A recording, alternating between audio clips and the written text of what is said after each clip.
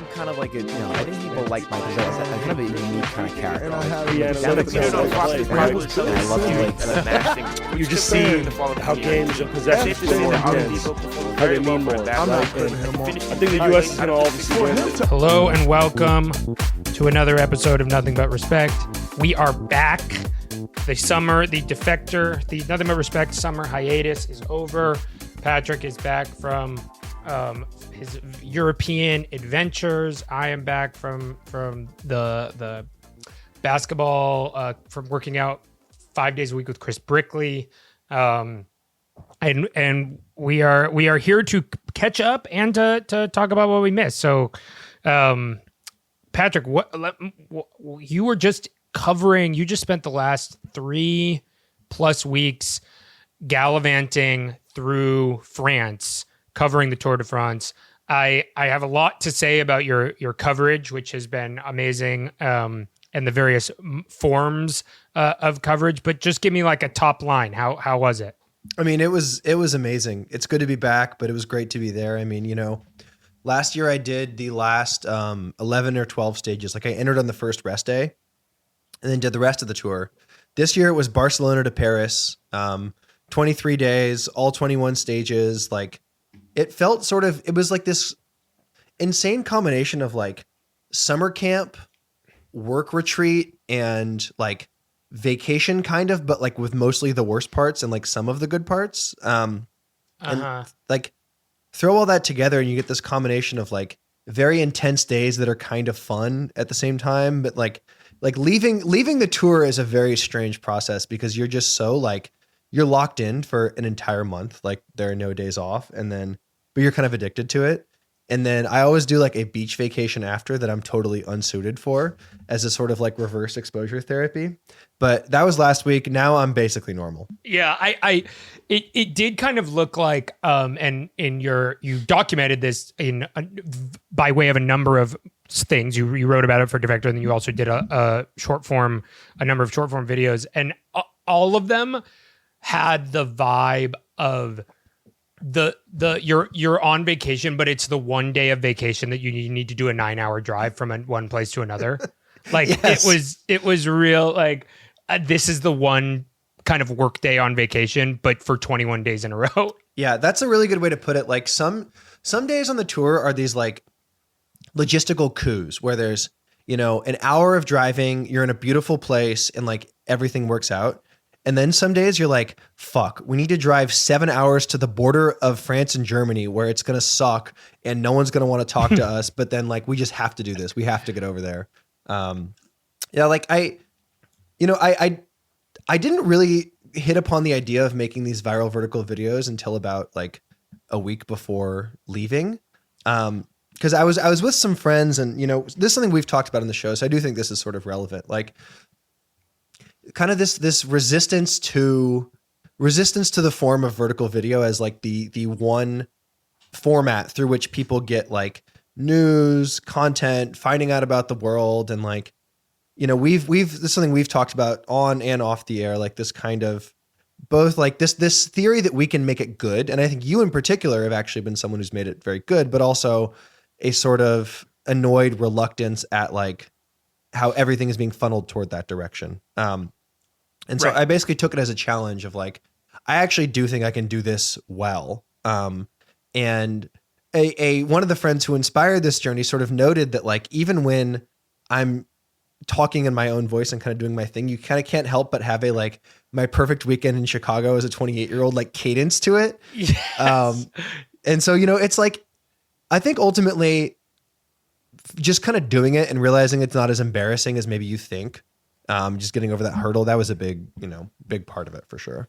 No, it is really funny that Nothing But Respect, famously audio only medium, independently both went short form video content mode during the hiatus without like talking about it to each other. Like we both released probably a total of like 35 short form videos in the last month. And one thing I wanted to talk to you about this because so today, like in real time, I was watching some of your videos, but just sort of like when they would cross my timeline in the normal sort of like ambient way people watch short form videos. But then today, as I was prepping, I was like, okay, look, let me watch one or two to like kind of really get a sense of the trip. And I like watched one or two, and then I was like, let me watch a few more, because they were good. They're really fun. And then I ended up watching.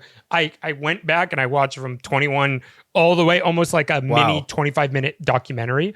And I suggest anybody who hasn't done it to download the entire thing as a series, because it's a great like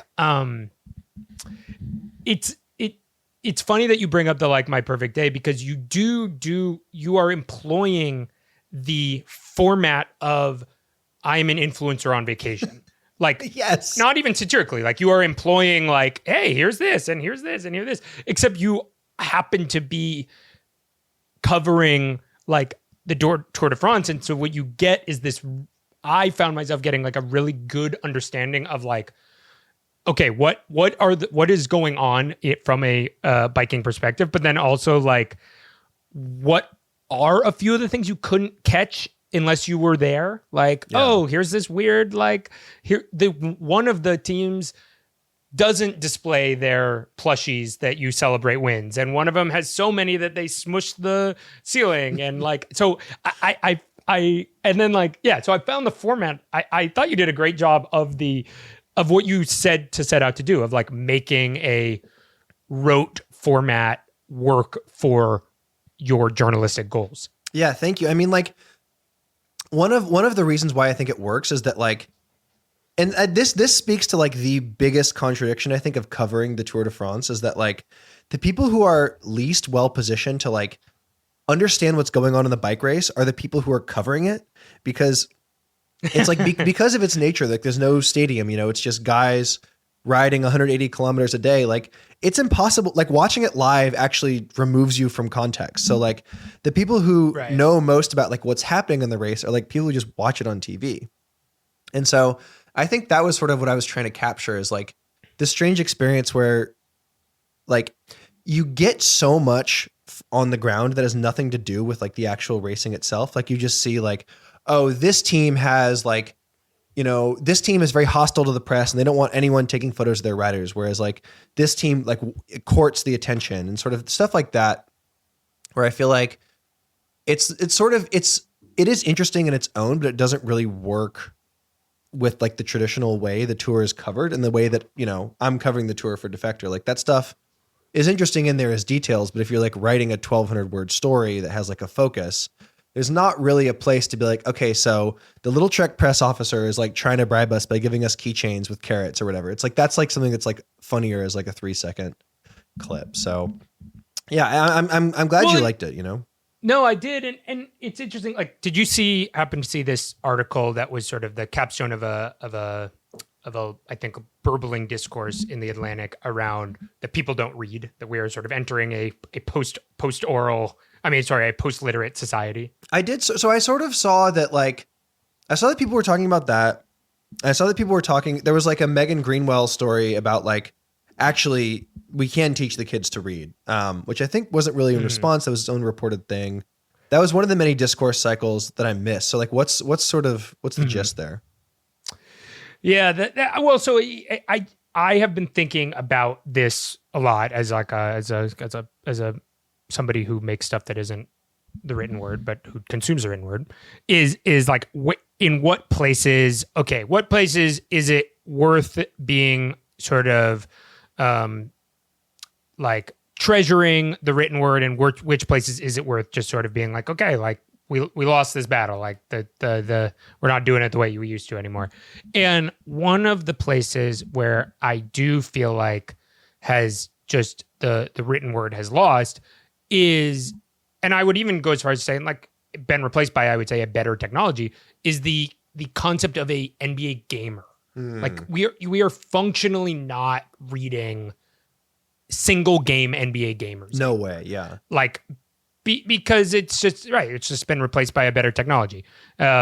Music like, writing is another interesting one too. Like, this is a Getty Nathan take that I think is totally true. Like, their great music writing, I think, does still exist, but just the sort of general space of music critique, I think, has been totally disrupted, maybe for the better, by pivot to video. And I think the thing that both of these two things have in common is like, there is an element that you can just get by showing like, here's all 9 of D'Angelo Russell's insane turnovers, or like, here's what like the Dijon album sounds like, you know?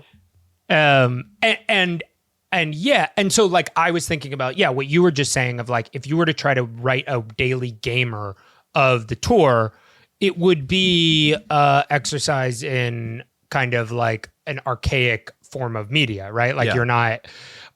However, I think again, like pushing back on the idea that there is no space in our society for the written word. Like you wrote this great piece about, I'm gonna not pronounce his name right, but Pogacar. Oh, Pogacar. How do you say it? Yeah, Pogacar. Tadej Pogacar. Okay, yeah, Pogacar. Who I do want to talk about. Later. Yeah. Well, just you you write this piece that is sort of like imposing a very interesting narrative on to his tour and whatever, and like that couldn't have been anything but an article. So like I liked that. I feel like you used in your toolbox of as a media member, you pulled the right tools out for the right things. Oh, thank you. Yeah, I mean, like there's this interesting tension with like the Tour de France press corps. Like, I am one of the only people there who's not part of like the full-time cycling media. Like almost everyone there, and it's a very international group. It's very, let's say, eclectic. There's like this evil Italian photographer who everyone hates because he'll just straight up do like Draymond Green maneuvers to like box you out of scrums and stuff. Like I'll have my phone like recording. Nightcrawler. It's crazy. Like I'll be recording an interview and I'll just get an elbow in the gut and this guy will like do a step through move. I'm like, and everyone else in the press room knows he sucks. There's also like a stinky German guy who exclusively asks the dumbest fucking questions in the world. And when everyone sees him coming, it's like, oh no, he's going to ruin this for all of us. But my point is, it's a very like internal, like they are just focused only on like the winning and losing of bike races, which are like is an interesting thing, but especially in a Pogacar tour like this, it's like that is like the 7th most interesting story that's happening. And it was really, I felt very lucky to be able to have that perspective and that remove. Like all my colleagues from like Cycling News and Cycling Weekly and stuff, they were just tearing their hair out because it's like, it's very obvious like what was going to happen in the race by stage 2 pretty much. And so they have to find this way of like, okay, how do you draw tension and narrative out of this one part of the race where that doesn't really exist? And being able to sort of step back was like a great privilege in covering it. And like, again, I do think that like the written word in some ways would let me down if I had to just exclusively cover it that way, because ultimately there's only so much interesting stuff that like happens that like that is the best format to capture it in.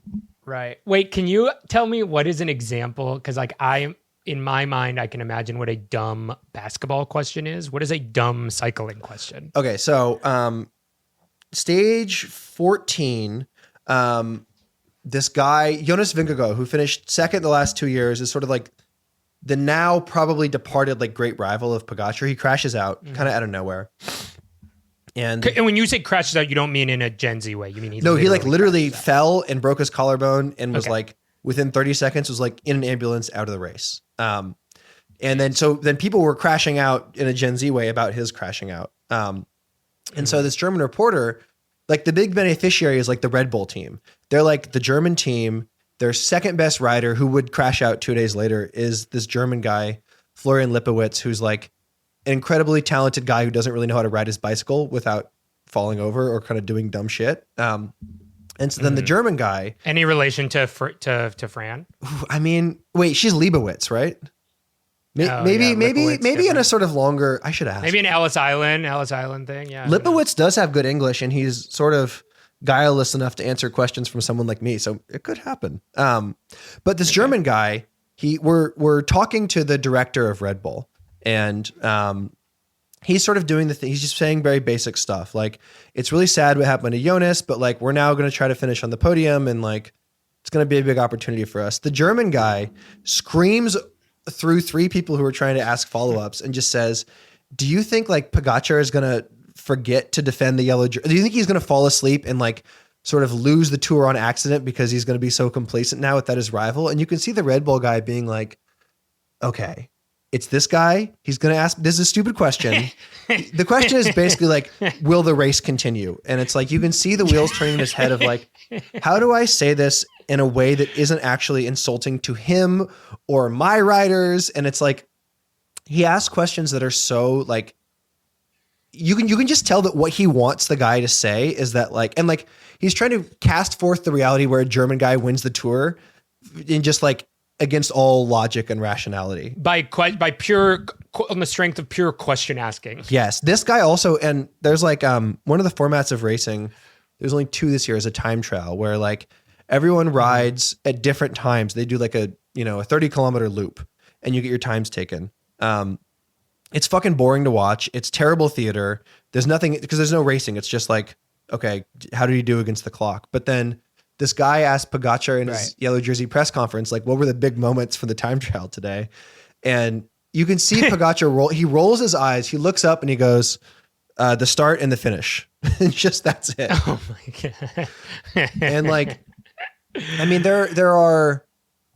we get some good access to the riders, like at the end of stages. Like there's a yellow jersey and a stage winner press conference, and that's kind of it. And like one of the big changes I've noticed from last year to this year is just everyone's a lot more inaccessible. That's one of the great things about covering the Tour, is that with your press pass, you can kind of go anywhere, and like you can just go stick a microphone in anyone's face, or at the finish of stages, particularly mountain stages, you'll just stand like behind the finish line by the team employees whose job it is to give the riders their like recovery drink. It's almost always like tart cherry juice is the big one. So you'll just find the bottles of cherry juice, just stand there. The riders will come finish. Mostly they don't want to talk to you, but like you do get some access there. But yeah, I mean, the job of everyone else basically is to just go get those quotes. Like they have to get, their job doesn't work. There's no reason to send them there if they can't get the quotes. The problem is there's only so much interesting stuff to ask these guys because they're doing it for 3 weeks. Right. And like the substance of the racing can be interesting, but it mostly comes down to like who has the legs. And so there's always, in every press conference, someone will ask, how are the legs? The rider will say, good. And they're going to say, what's the plan? And it's like, well, we're taking it day by day. And they just have to write these quotes up in NBA gamer style things. So I was happy to be free of that pressure. Makes sense. One of the things before we get into the kind of actual your analysis and an interesting basketball comparison that we'll make here. One of the other things that I enjoyed about your coverage was, unsurprisingly, you have a great eye for strange European ephemera. You were both by way of texting me and our lawyer Alex Portello about various like bizarre NBA jerseys that you were seeing, and also in some of your videos you were captured some extremely uncanny European things you were seeing. My favorite one that I for real laughed out loud at was the sushi restaurant called Pearl Harbor with a giant flag of what appeared to be Pearl Harbor happening. Yes, a wall-sized mural of a warplane crashing into it was like, there's no ambiguity there. It was crazy. It's just like, you can get a California roll there. Like, what? I was so, but so tell me about some of the strange European stuff you saw. I mean, one of the main sort of through lines that like I find it very interesting to cover is that like the Tour is basically this like month-long France-sized billboard for like the nation of France. Like its whole thing is that France is like, in the American Francophilic imagination and in the presentation of the Tour, it's that like France is this like unique country of like refined natural beauty and like taste and aesthetics and this very like hyper affected way of living. And that's true for like maybe like central Paris, but like the contradictions between that and like the France that actually exists are so funny, because it's just like, it's a country like anything else. And there's all these just like insane, strange things that happen, especially in the center of the country. So like for that, it's like the idea of getting sushi, an hour west of the Alps in the middle of France is already like just so ridiculous before you even see what the name is. Yeah. Like, have you ever heard of Buffalo Grill? No. So I'm writing a review of Buffalo Grill for the True Anon newsletter actually soon. Wow. And What Buffalo Grill is it is a racist American themed restaurant with over 350 locations across France that is like beloved by the French public. It's basically like a TGI Fridays or like an Outback kind of that's like its theme is like the American West. And so outside of every location, there's like a totem pole. There's like art of just like various photos of various native guys on the walls. Apparently they used to like be way more in costume and like way more unwoke.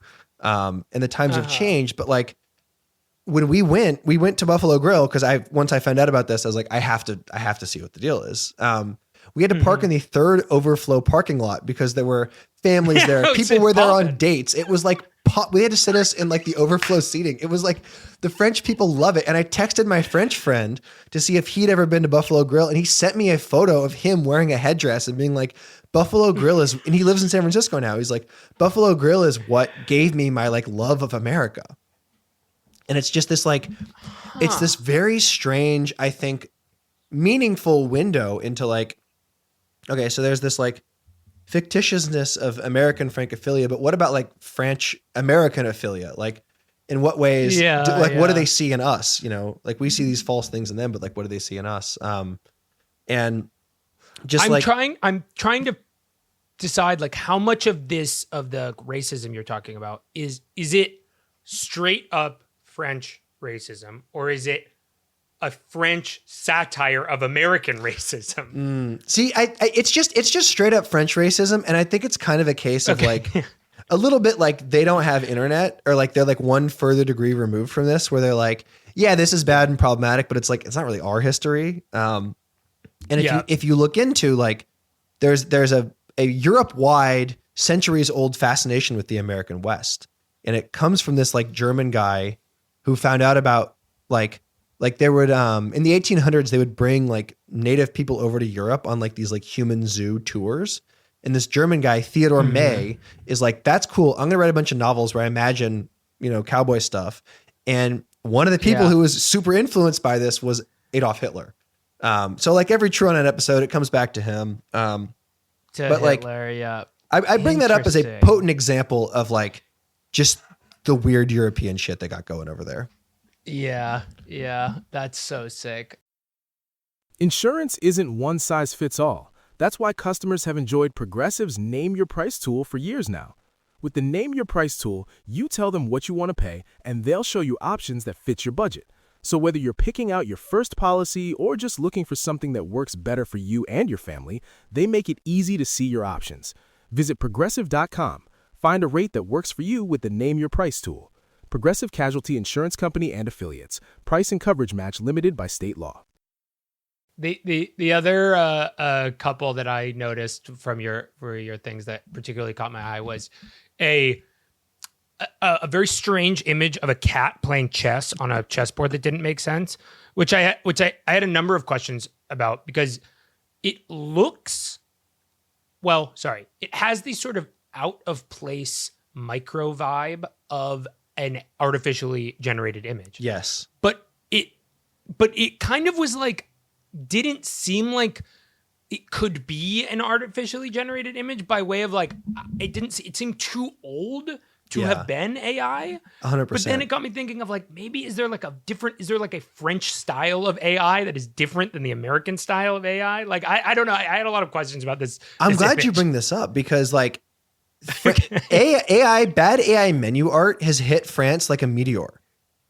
It's everywhere. Like restaurants across the country, from Paris to like small towns, they love to go into ChatGPT and get that like very like sort of smooth, uncanny menu format.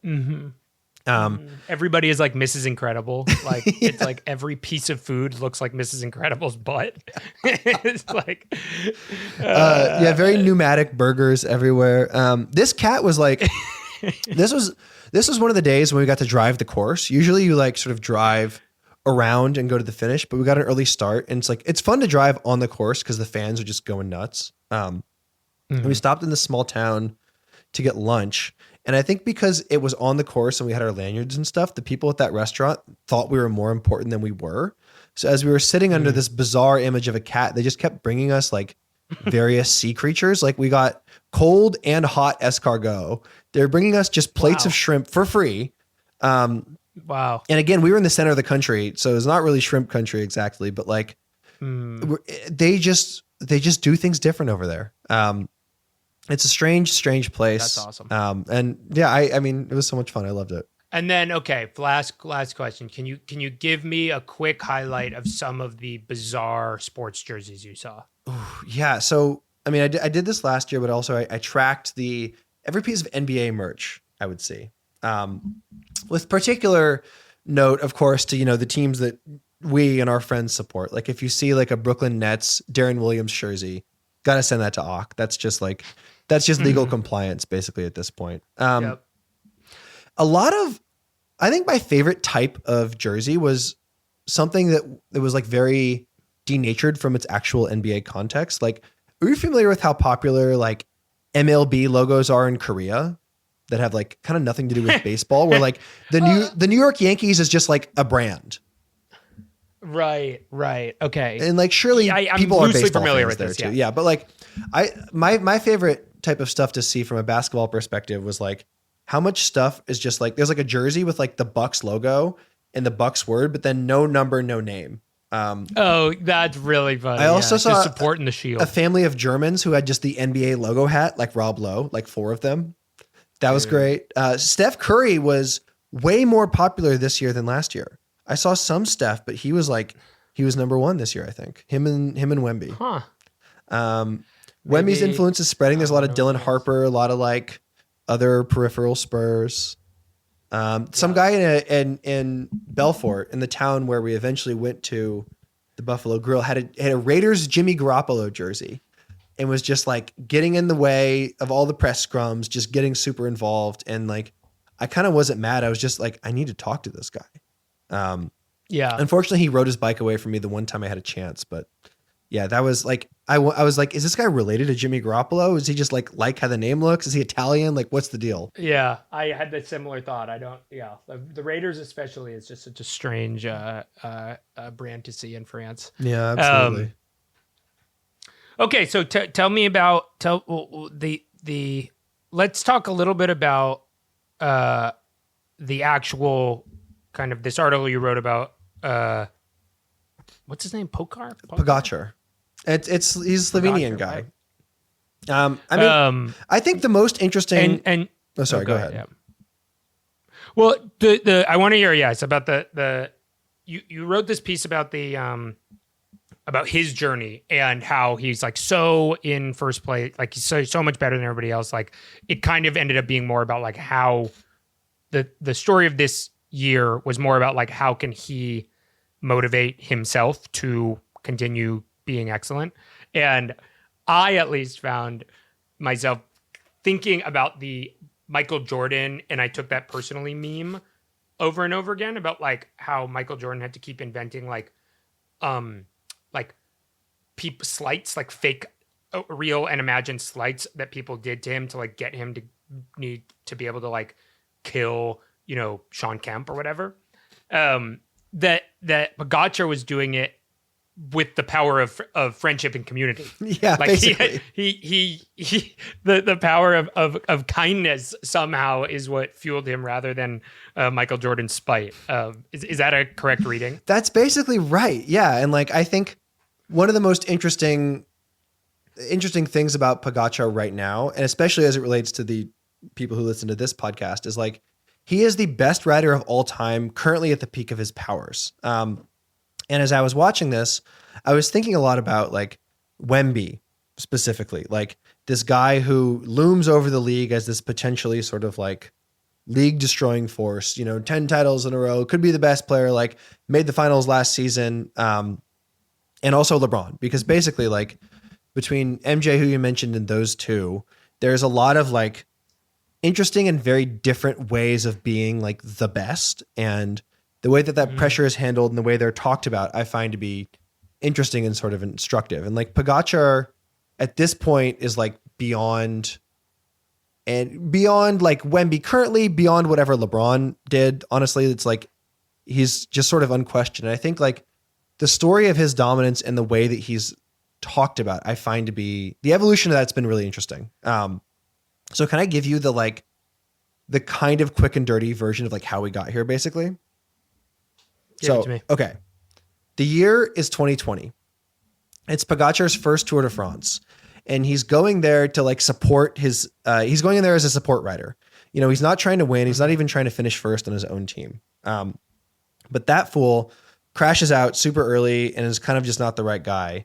And so then out of nowhere, Pogacar, who's I think 20 or 21 at this point, takes over team leadership and is like riding in second for most of the tour. But then on like the penultimate day, he has this like just kind of all time like announce yourself performance. It's as if like the first time MJ played the Bad Boy Pistons, he scored like 70 in a game 7 or something. Wins the time trial, wins the tour, becomes the youngest ever winner. And it's like, oh God, like this guy has just come into the sport kind of out of nowhere. It's his second pro season and is like, it's one of the most dominant How wins. did he come out of nowhere? What is there theories about how he slipped through the cracks? Well, I mean, he was on like a big team, and like the year before he did the Vuelta. It's like the Spanish 3-week race. It's like a version of the tour that's like way less important. And he had an amazing race there. He won a bunch of stages, and so his talent was clear. But it's like the tour is a huge step up. And so the fact that he went there and won in his first try, like people don't usually win when they're young or on their like first go round. Like it's just such a different level of physical and mental demand. And so he goes and wins. And then the next year he wins by like 6 minutes. It's like he goes back to back and everyone's kind of thinking like, this is a problem. Like the sport basically not in the way that like Lance Stevenson was. Not a steam nose emoji. Because there's the different anxieties between the different sports about greatness, I think are very interesting. Like with cycling, so much of it is like when someone is so dominant, you just worry it's another Lance Armstrong situation. You're like, is this guy dirty? Is he doping? With basketball, I think it's kind of interesting, right? Like when LeBron joined the Heat and started winning titles, this is incorrect, but the big anxiety was that his path was too easy, right? Like this feels kind of KD-ish. Yes, Do you think that's a correct read? Yes. Well, I think it was like you are somehow your greatness, we're already deciding your greatness is less significant than the Michael Jordan's greatness. Like the main anxiety was like you are paving the way for a victory that already has asterisks in it, such that you will never reach Michael Jordan's level of greatness. So it's like yeah, I don't know. Which is kind of like, yeah, your road's too easy. That was the it's almost like the anxiety in the NBA is like institutional anxiety. Like you are representing the changing way that generations are changing and that decay, like you are the sin eater for that decay, basically. That's such a good way to put it. It's like, it's kind of this paranoid expression of like concern about like the state of the league or the state of the game or whatever. Yes. And I think anyone who is like an all-time great at the peak of their powers faces like some form of this anxiety. And I think what basketball fans and cycling fans are both like kind of afraid of is certainty, because like, you know, the thing with sports is like drama and like what's going to happen. And it's like, it's live theater. You have to watch it. And like that manifests in different ways. But then the next year, the best thing that ever happened to Pogacar happens in 2022, where he loses. But the nature of his losing is very interesting because he comes into the 22 Tour trying to three-peat, and it's so obvious he's the strongest rider in the world. But he comes up against the best team in the world, who like built this squad purpose-built to destroy him. And they use his own hubris against him in this amazing way, where they isolate him on this one climb. And then it's him and 3 of these guys from Visma is the team. And they take turns attacking off the front.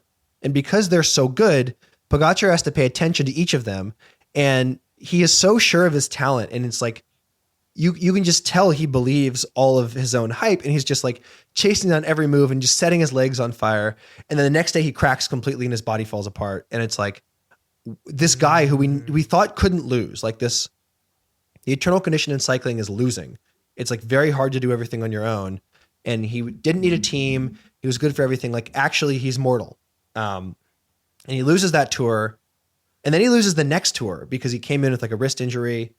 And what happened there was like, he flipped a switch basically. And like for the first time in his career, I mean, this is where the doping worries kind of come up again, which I don't really believe, but like he starts taking nutrition seriously. He stops drinking beer. He basically like de-Jokicifies, takes his shit very seriously, does altitude camps, and he's now won the last 3 tours in like just crushing fashion. Like he's married the like insane level of talent he had to the now like hyper optimized work ethic and like tech stuff that's really changed cycling. And like it's sort of what I wrote in the story. Like people are fucking sick of him. Because there's no drama. And like the tour, if you're the best rider, it's just like, you're just kind of waiting for him to either crash or like forget to eat and have a bad day. He doesn't do that anymore. But I find it, I'm fascinated by him, and I find him a kind of amazing athlete. And it's like, it's interesting that this year when he's 27, he's in his athletic prime, he's now won 5 tours. It's like the noise of the complaints has gotten louder and louder. Because next year when he wins, he'll now have the non-Lance record for tour wins at only 28. And like, you can see people sort of pre-grieving a doping scandal they think is coming, but like, there's no reason to believe. And so like, in the same way that like, I think you could see like LeBron people not, or like potentially LeBron sympathetic people, like not being okay with his Heat titles, or really, really loving that Dirk title because it gave him humility. I think you can see people sort of have that like emotion softening experience of like not appreciating the greatness on display, if that makes sense. Yeah, it does. And it's interesting. I really do think that the noise around the foul baiting conversation got to Shea in a way of like, we don't like this. Like, and it did seem to like, my understanding is it got to him. It'll be interesting if it gets to him, because it's like, there's a perspective where Pogacar is just like, well, I'm the best. I mean, like, yeah, they're mad at me for being the best. Sorry. Like Max Verstappen in F1 kind of seems to have that, where he just is like, yeah, I'm the best. I don't care that you guys think it's boring that I'm the best. And well, the interesting thing this year, and this is where I think it gets, oh, sorry, I cut you off. Keep going. No. You got it. The interesting thing this year is that like, he was, for the first time in a few years, was like happy. He really had like a sense of joy to him. And the difference is that his teammate, this young Mexican rider, Isaac Del Toro, finished 3rd. And Pogacar spent the final week of the tour just like riding as a teammate for him, like chasing down moves, like getting water bottles from the car. Like for the first time in his career, he had someone like kind of worth supporting. But like he was happy, but also was kind of, he got the public back on his side in a little bit by doing that. And this is what I think brings us to Wemby, because Pogacar and Wemby both have this like such undeniable level of talent that it's like kind of hard to sympathize with them. And like the ways that they will and won't try to like win over the public to their side. Like, you know, we've talked so much about Wemby. You were almost too far ahead of the discursive curve on him, but like, you know, now that he has experienced humility in the way that we like outlined LeBron did and Pogacar did, like, how is he then going to carry himself once he starts winning? Like, that's, I think, one of the most interesting sort of medium term questions with his career. Yeah. And it's the way in which LeBron, who I feel like is the next best kind of Wemby comparison, the way in which LeBron failed was so insanely epic. Like, he gets traded to this other team and like has this like actual physical mental breakdown involving an overheated gym and missing jump shots against a like wily European veteran who stayed with his team for the whole time. Like, it's like, it couldn't have been more epic. Yeah. And Wemby's was a meltdown, but or maybe I actually wouldn't even call it a meltdown. It was just sort of like a a stumble. It was what was supposed to happen. He was supposed to lose, like he's 22, he's supposed to. So it's interesting about like there is an argument that he has more losing to do, that like what he actually needs to do is like lose 2 or 3 more years before he, gets out of the wanders himself out of the jungle. But that's me imposing a narrative on top of him. He might just be like, nah, it's time. Or like the salary cap or the free agent or whatever these other powers may give him a victory. He certainly will be in, polling position to win the championship next year. But I agree that he first blood is drawn and your career is completely different after that. Yeah.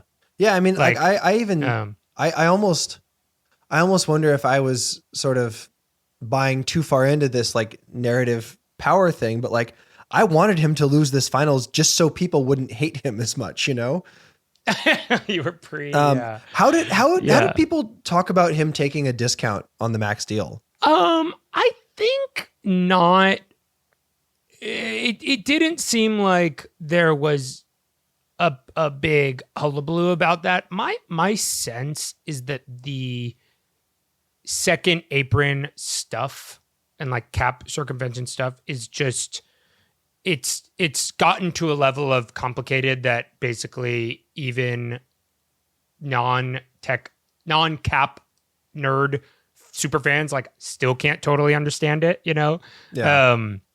So I think that because the implications are kind of murky about like what it like until it's like for instance on the other hand, like Draymond opting out of his deal so that the Warriors could potentially pursue LeBron, like that made linear sense to me. I don't need to be a brainiac to understand that. It's unclear to me about like what Wemby, this $10 million thing over the course of 4 years, is that gonna, maybe one day it'll be like, okay, this is why they were allowed to keep Steph Castle. But for right now, I'm just sort of like, I don't know. It's a kind of unclear what the implications are.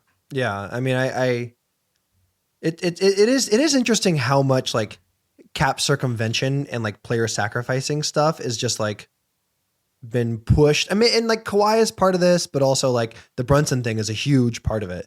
To see how that is like, I've seen some people grumble about how they're just giving owners power and are like undercutting every future player to come. But like, I've been kind of surprised by how open the praise is for it. And I guess it makes sense because if you're a fan of the Spurs, you're like, wow, like this is going to work out well for me. So no, I mean the LeBron one is crazy. I mean, because I was talking to a friend. I don't know what the actual answer is, but I was talking to kind of shadow brain of Nothing But Respect. My friend Eli was posed to me a very interesting hypothetical, which is like what, like how many contracts in the NBA are better than 41-year-old LeBron for $8 million? Like if you're just like, if you for one season, like, or 2 seasons, I should say, just contract for contract, like, would you rather have, Tyrese Halliburton on a Supermax, or would you rather have LeBron for 2 years? Like if you're just sort of like all things equal, and I'm like, it's a great question. It's a good question. There are not that many players for 2 seasons that are more useful per dollar than LeBron, $8 million. And like so that means he's going way below his market rate if you buy my logic. No, 100%. And you and I and Liz have been talking about this a lot, the like LeBron meta narrative stuff. And you and I were both certain he was a Golden State Warrior. And I wasn't paying the closest of attention to this whole saga as it was going down, but like the Sixers thing doesn't make any sense to me, sort of meta narrative wise. I can't find a clutch angle. I'm struggling to make emotional sense of this, and I was hoping you could help me find a way. The only thing that I can think, the only thing that I like that has made it make sense in my head is that LeBron does this thing where, and it's hard to tell how much this is LeBron or how much this is the discourse around LeBron, but there is so much, LeBron is so important and it's sort of inexorably tied to like the league legacy, like all these major questions that we like, that there is this, that one imposes a kind of coherent legacy related logic onto LeBron, like that LeBron's decisions make sense from a kind of like maximizing your legacy, being the best player or whatever. But when you remove that and sort of snap yourself out of it, you're kind of like, LeBron does whatever the fuck he wants. Like he's on some random sauce ass shit. Like he's like, I'm gonna go to Miami. Actually, I'm gonna go to back to Cleveland. Yeah, I'm gonna go to LA. He's such a millennial. Like he's hella random.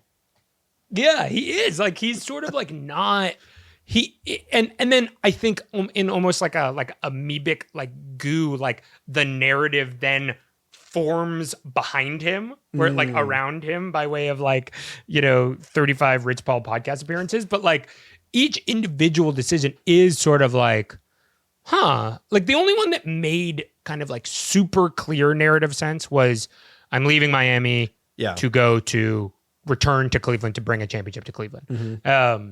But even that one was kind of like, you're kind of going there because they just got the number one pick 2 years in a row. And like, they have Kyrie and like, he does. Yeah. So that's sort of how I see it, that I got seduced into thinking that LeBron is thinking about narrative as much as I'm thinking about LeBron's narrative. Okay. That's a good way to put it. That actually does make a lot of sense to me. Yeah. I mean, ultimately, but no, I'm distraught. I mean, yeah, I was going to ask, like the Warriors haven't, it's just strange to think about like, oh yeah, another year of Brandon Pajemski when like in my mind, I had already like mapped out the LeBron Steph pick and roll dynamic. No, it is scary hours with the Warriors. And here's what I'll say about kind of me as the Warriors stand-in is I have long been a Warriors. I am not a front office alarmist. Like I have been pretty like confused in general by the amount that the Warriors fan base is like upset with Joe Lacob and Mike Dunleavy and, whoever. Like I feel, I kind of am like, look, we won. You can't win every year. You people whiff on draft picks. Like I don't know what you wanted from these guys. They're like mostly all in most of the time. What do you like? Whatever. That is turning. This season was the season that I am now maybe it's because it's just been far enough from seeing Clay score 37 in a quarter that I'm like, okay, give me something fucking cool again. But yeah. I am beginning to be like, all right, guys, like, why is Bob Myers signing LeBron James to a different team than the one that we had him on? Like, how did we create an environment that was so toxic that he needed to do a soul-searching year, even though he was in the best position in the world? Like, why did we drive him out? And like, why isn't Jordan Poole on our team? And why didn't Jonathan Kuminga get turned into anything? Like, it's adding up to where I'm like, I am feeling that there is like, we have forgotten about just how depraved the Golden State Warriors were before our beautiful boy Steph Curry entered the mix. Like, I have to do my first sort of like OG moment here, but it's like, I was there, dude. I was watching Troy Murphy and fucking Ike Diagu, and we would win like 37 games a year. And like we would trade first round, like we were nothing before Steph. Yeah, you're the looming ghostly image of Al Harrington becomes slightly less spectral with each passing day. And the idea of any institutional hubris is starting to make me very angry. Like I just am like, it needs to all be about Steph. When Steph retires, we should have no first round picks left in our coffin. I don't even care about a universe. Like, and I find it hard to be, the last thing I'll say around this is like, again, I can forgive picking Wiseman and Kuminga. I mean, they were bad picks, but like, I can forgive it. The part that I'm trying to, what I like continue to struggle with is like, okay, even if Kuminga, let's say Kuminga like is the ceiling of what we thought he was going to be. That's not a Steph Curry running mate. Like, I don't understand. Draft somebody who would project to be a Steph Curry running mate. Like, why are we projecting for a 1A? Like, the upside of Kuminga was that he was like, you know, fucking LeBron James, or like he was like, I guess Kevin Durant. But like, those are players like, I mean, not Kevin Durant, Kawhi, whatever. They're players like after Steph. Like, I don't. So, yeah, like the theory of the. I'm trying to find a way to not say two timelines, but unfortunately, the flaw in the theory of the two timelines is that the first timeline would have started like sunsetting by now, when like Steph is still so good. Yes, and is like still in the present tense, like one of the best players in the NBA. You're listening to this podcast, so I know you've got a curious mind. Here's a helpful fact you might not know yet. Drivers who switch and save with Progressive save over $900 on average. Pop over to Progressive.com, answer some questions, and you'll get a quick quote with discounts that are easy to come by. In fact, 99% of their auto customers earn at least one discount. Visit Progressive.com and see if you can enjoy a little cash back. Progressive Casualty Insurance Company and Affiliates. National average 12-month savings of $946 by new customers surveyed who saved with Progressive between June 2024 and May 2025. Potential savings will vary.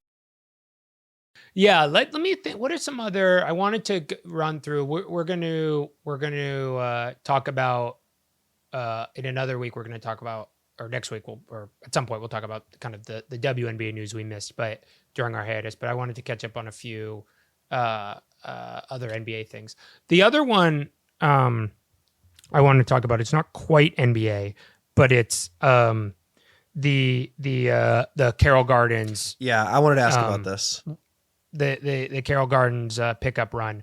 I was able to play with friend of the show and former creator of the F5, current Denver Nuggets analyst, Owen Phillips. There was actually at one point we could have staffed a starting five of NBR on-air performers. We could have with Giri, Sam, or myself, Owen, and Ben Schneider.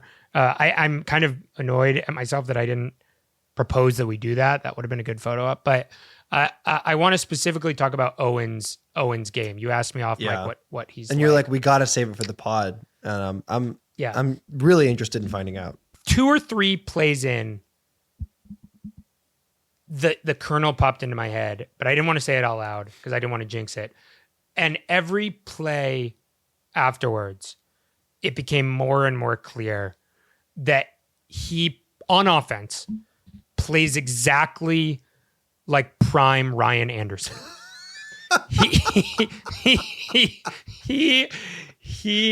It's so clear. He down to like the kind of like flick, like sort of like bicep heavy plus wrist heavy, quick flick shot that he has. He gets it up really quick. He's got an amazing, I was thinking about this because Owen is an analytics guy, and one like the sort of joke that's almost done to death that I of course did myself because I couldn't help it was like, oh, are you going to only take layups and threes? And he said something that I thought was very funny. He was like, it's actually, when you play with analytics guys, like they can't help themselves but take long twos. Like they which I thought was very funny. And so, yes, it's like a little Rumspringa situation. Like when you're not in this like hyper optimized winning, you're like trying to every possession, every advantage. You're like, maybe I am nice with it. Maybe this 22 footer is exactly what my team needs. Exactly. Maybe tween step back is what we need. But what I will say, so like, no, Owen does not play this. Like he doesn't play perfect analytic ball. But I will say one thing he did that I was like, I think you learned this from watching NBA basketball is he was, I don't know how to explain this. Like something that happens in the NBA that doesn't really happen in pickup basketball is like a decisive catch and go. It's like it's a closeout and like you're just 2 dribbles and you're putting it up. Like most people, they don't think like that. They catch it. They want to survey the court. They're looking for something to do. Maybe they'll pump fake and go, but you really don't get like grab, go. Owen's got the kind of like, and I was like, I think you are like watching Peyton Watson do that, and then like added that to your game. That's interesting. So it's like the thing people always say when you go up to the NBA level is like the speed of the game is just crazy. Like everyone's executing so fast, and like I chalk that up to a sort of combination of like the athleticism, like literally the speed of the players is higher, but also like the level of coordination is higher. It's that you can just do these like simple things at the fastest possible level.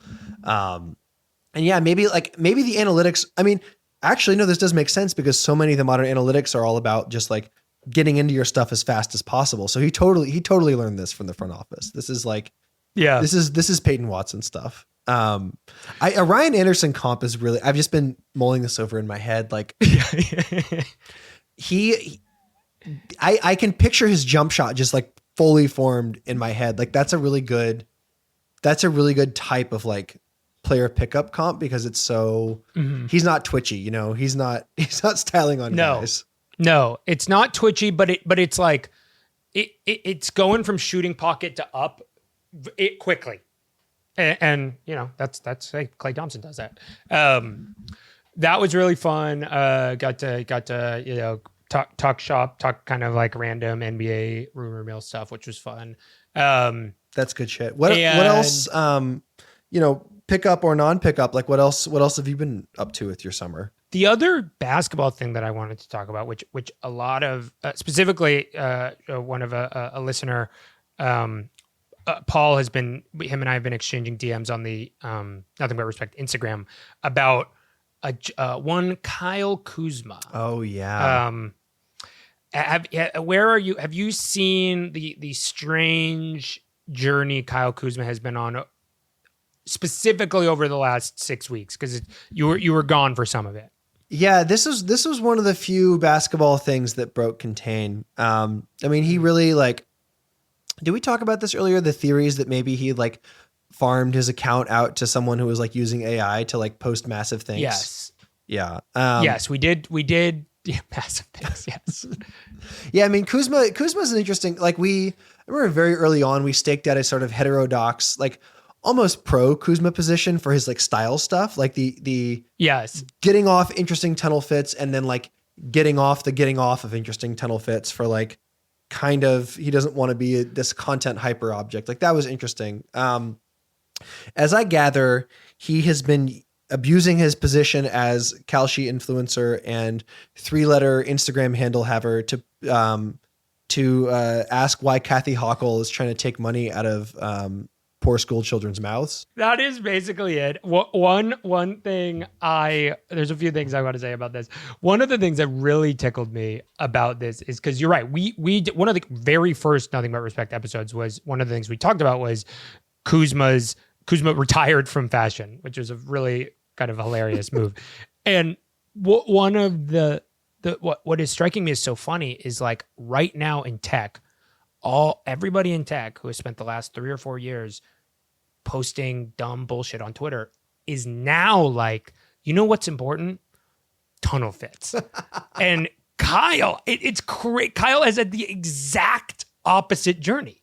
It's amazing. Like he did taste discourse in reverse. Yeah. He was like, taste is important. Actually, what's important is software. That is so true. Like so much of the tech journey is like trying to sort of post facto engineer swag for yourself after you have clout. No, he's gone from in the opposite direction. Yeah, that's so true. It is literally like he's like going through the Rubicon, moonwalking backwards through it. Like it's unbelievable that he is doing taste discourse in reverse. So I love that for him, I guess. The other thing I wanted to say about this is like, so Kyle's posting, and we talked about this with, I think it was an episode with Eamon Whalen where like he made a good insight around like one of the problems with covering the alt-right is they're releasing so much content that you cannot successfully consume it all. And to a lesser extent, I am feeling like that is happening with Kyle Kuzma in a way where like Kyle Kuzma is doing this classic thing that a lot of, I think, more right wing, or like not even right wing, just like there's this type of thing people do where they tweet a bunch of dumb, or just not dumb. They tweet a bunch of, spew a bunch of heterodox takes, and then some of the heterodox takes make one group mad, and then they say, "Oh, you're this type of person only," and then Kyle Kuzma is like, "I'm a rationalist. I got you in my trap. Look at all these other heterodox takes I have on the TL that you're not even seeing. You're just pigeonholing me as an anti-vaxxer. You're just pigeonholing me as whatever. But I'm actually this like amazing heterodox thinker." And I think a lot of internet thinkers like to do that, and they like to bully. Then they like to bully angry Twitter people for being like, "Oh, you guys, you have this mob mentality. You don't care that I'm actually a heterodox thinker," whatever. When the like real galaxy brain opinion, in my opinion, is like, why the fuck are you saying anything interesting on Twitter? Yes. Like, get off Twitter. You know, like Yeah. it's like what? It's like, who cares? You're like on the fucking garbage app trying to like tell people stuff. Well, so and that's so true, because basically the operative feature of Twitter, especially now, is context collapse. And so it's just so right. stupid and cynical for someone like Kyle Kuzma to be like, "Oh, you took this one thing that was algorithmically surfaced to you and using that to summarize all of my many stupid and wild beliefs that I've spewed everywhere on the app, where the whole thing is finding one piece and taking it out of context." Wow. So stupid. Yes, exactly. And like, you know, so like I did do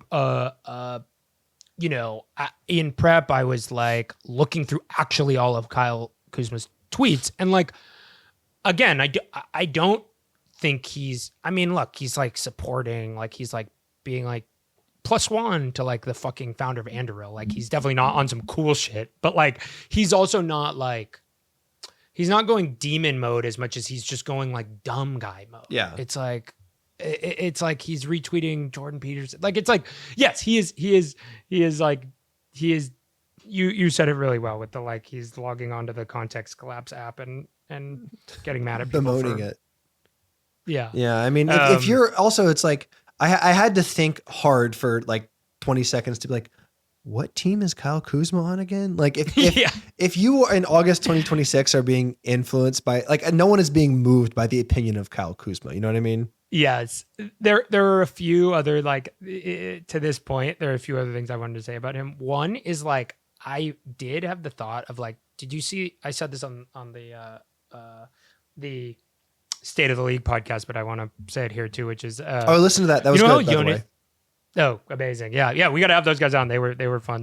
They're doing a totally insane wheel gimmick that I was on episodes that I wasn't on that I think you would especially shine in, which is, it was a one, and you guys, everybody should go check this out. It's a like 9-part 9 hour podcast series where they're having everybody play one-on-one against, or they're talking through a hypothetical one-on-one game, except they spin 2 wheels. One wheel is if it's 3 dribbles or unlimited dribbles, and then the other wheel is each player is given a superpower. but the superpowers are like not superpowers. They're like, every time there's a turnover, this player can choose to freeze time, but it costs them stamina to freeze time. It's like shit like that. That's awesome. They're going, it's very funny. I started listening to it being like, this is the dumbest thing I've ever seen in my life.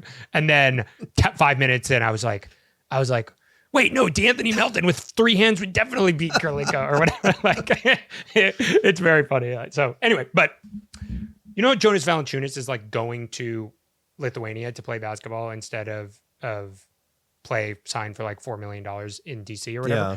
What if Kyle Kuzma does that with like Anduril? That would, yeah, he gets a 10-day deal to hang out with Palmer Luckey.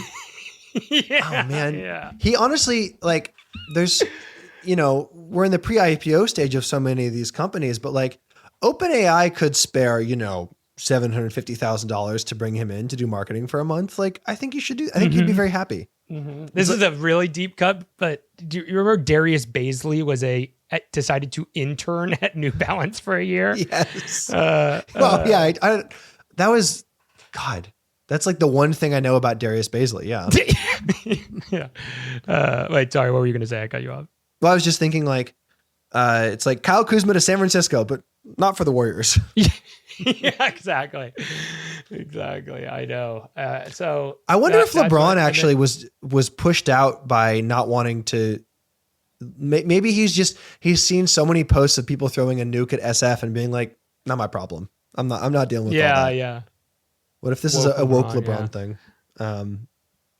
That's all. That's my only point about that. The only other thing I have about Kyle Kuzma is there is in his long line of tweets, he is retweeted by Andrew Bogut, known heterodox thinker. And that says, "Taught you well, Rook," Kyle Kuzma. And then Kuzma said, "You def did, LOL." Do you remember that I don't remember that Andrew Bogut was on that Lakers team. No, he was? I mean, that's what is being insinuated, but I guess he must have been. That must have been after his knees exploded. Yeah. Was it Bogut who went to an early Jordan Peterson thing with Ethan Sherwood Strauss? Maybe that's a false memory. No. Well, they I'm pretty sure yes. Okay. Yeah. Well, they definitely, that three people are connected in some way, for sure. The only other thing, like, I wanted to say about this is like there's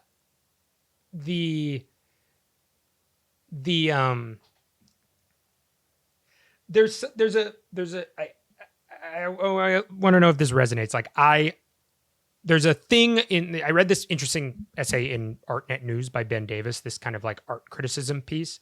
And he articulates this, I think the word, I forget, I think the essay is called like, "I don't have a good word for this totally cursed vibe, but I know it's everywhere." And the Ben Davis writes, "There's this particularly kind of cursed vibe that's everywhere, that's all over culture. The news vibrates with it. It may even be the key to understanding the way art and politics feed into each other right now, but I don't really have a name for it. The emotion is something like the feeling of being terrorized by stupid shit. You're horrified by something, then embarrassed that something so stupid is the object of your horror, then horrified at a more profound level at what the coincidence of real fear what the coincidence of real fear and obvious stupidity says about the world." Wow, yeah. And I was feeling tinges of that when I'm seeing Kyle Kuzma tweet about Andrew. Yes. Like, wow, that's so striking. I took like that. That's exactly how I feel when I think about like this story that was going around. I forget where it was, about how like people are sort of using AI and various LLMs to sort of solve dating, where they will like go on dates with people and then have their phone out and be like, "After 5 dates, I've learned that like, I like engineers and I don't like when they do this." And it's like, you could just do that yourself. Like, you farmed your conscience. Like that thing that he wrote basically describes that kind of like exhausted feeling I've had. Wow. Yeah. I gotta go read the story. He calls it, the term he does end up coining is delight mare. Oh, I like which that. Is sort of, yeah. Because there's sort of like a cutesy kawaii thing going on. Not Kawhi Leonard, kawaii, the Japanese term. All right. Shit. I think that's all I got. It feels good to be back. Good to be back. Yeah. It's good to see you again. Good to, as every NBA podcaster is heading to Europe, we're zagging, Yet again, we stay a step to the side, perhaps. A diagonal step aside. We got a bunch of episodes that we were talking about before that we want to do NBA offseason eps, and then also some we'll definitely be ramping up some W stuff as the fucking Kelsey Plum got traded yesterday. It's yeah, crazy. and that's the only story that's happened in the W in the past month. Yeah, exactly. Yeah. Okay, yeah. Well, let's do it again. Thanks for listening. Good to be back, and hope you enjoy. As a small business owner, sometimes it feels like no matter how much planning you do, there's always surprises, like an urgent, expensive repair. But here's a surprise you will like. With Progressive, small business owners save 13% on their commercial auto insurance when they pay in full. So enjoy a surprise for once. Get a quote in as little as 8 minutes at progressivecommercial.com. Progressive Casualty Insurance Company and Affiliates. Discounts not available in all states or situations.